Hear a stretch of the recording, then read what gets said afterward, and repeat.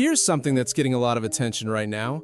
Kevin Durant's latest comments about the New York Knicks and their championship chances have been making the rounds online. A lot of fans were especially curious to hear his perspective since he chose the Brooklyn Nets over the Knicks when he entered free agency. That said, the organization was in a much different place back then because Worldwide West and Leon Rose weren't leading the front office yet, so it's understandable why Durant made the decision he did at the time. What's interesting, though, is that after things fell apart with the Phoenix Suns, Durant reportedly wanted to land in New York, but the Knicks weren't interested in pursuing a trade for him last offseason.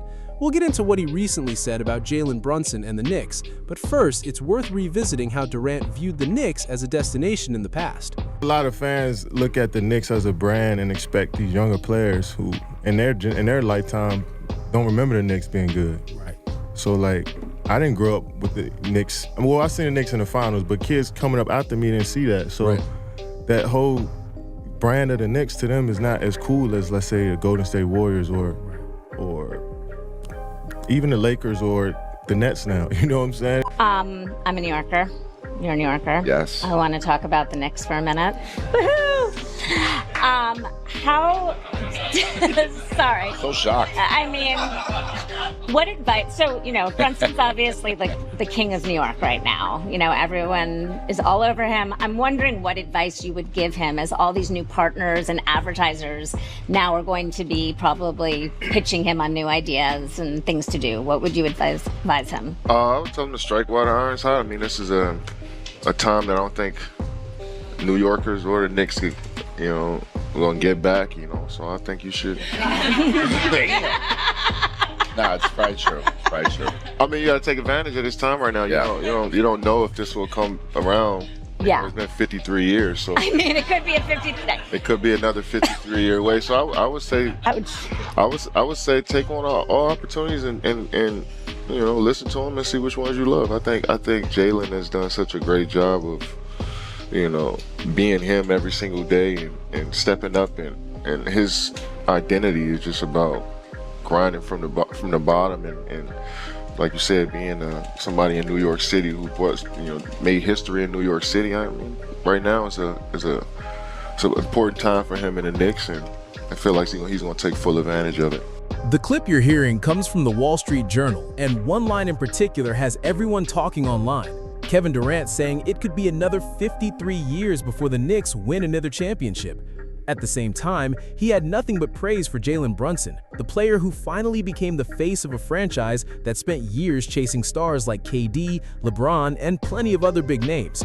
When you think about New York's history, they've always been linked to superstar pursuits, and they even landed Carmelo Anthony during his prime. But Brunson ended up being the player who truly changed everything after taking a pay cut, embracing the leadership role, and elevating the entire team. His teammates clearly rallied around him, and that's a big reason this championship feels different from the super team era. This wasn't a case of three established superstars joining forces at the peak of their careers just to tilt the odds in their favor. Instead, the Knicks built this roster piece by piece, mostly through free agency, with Mitchell Robinson standing out as the only remaining homegrown draft pick. Players like Josh Hart, Mikal Bridges, and OG Anunoby all arrived from different situations rather than being lifelong franchise cornerstones. That's also why I disagreed with Channing Frye comparing Brunson, Karl Anthony Towns, and OG Anunoby to the old Big Three teams. Those situations aren't really comparable because this group developed together instead of being assembled as proven superstars. OG has continued to expand his game in New York, Brunson has flourished as the primary ball handler, and while Towns entered the league with the biggest resume, he also had to overcome the reputation that followed him for years.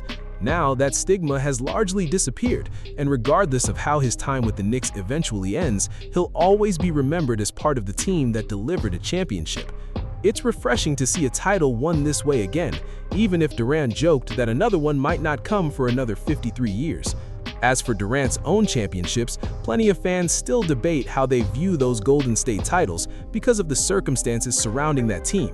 The same discussion often comes up with players who join already loaded rosters, since winning there removes the pressure of never capturing a championship in the first place. That doesn't mean those titles are easy to earn, but it's a different kind of pressure than trying to bring a championship to a franchise that's been waiting for decades. People even make that distinction with LeBron, pointing out that while ending Cleveland's drought was an incredible achievement, the pressure of winning that first title had already been lifted after his championships in Miami. I just see those situations differently because winning your first championship after joining an already loaded roster doesn't carry the same weight for me as earning that breakthrough title the way Michael Jordan did. That's why Jalen Brunson and the New York Knicks deserve a lot of credit for what they've accomplished and the example they've set for the league.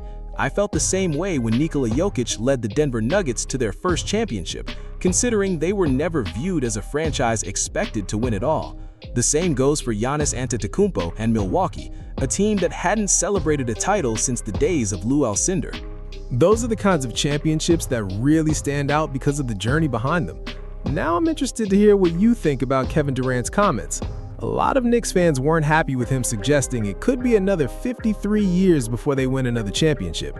Do you think there was a little jealousy behind those remarks because he never got the job done in New York? Or was it simply a harmless comment that people are reading too much into? Drop your thoughts in the comments below, and if you enjoyed the video, don't forget to like, share, and subscribe. Thanks for watching, and I'll catch you in the next one. Peace.